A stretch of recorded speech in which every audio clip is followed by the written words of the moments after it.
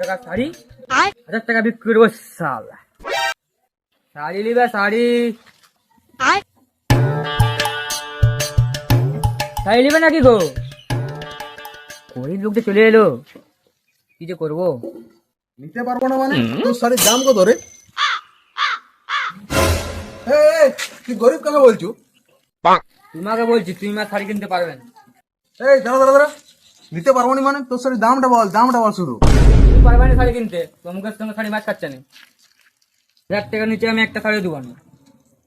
হ্যাঁ, আমার বউ পরশু দিন নিয়ে এলো 150 টাকায়, আর তুই কি করে 1000 টাকা বলছো?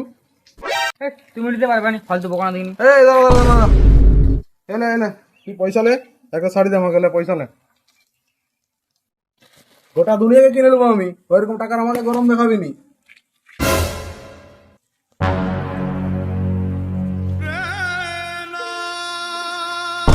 কি করে?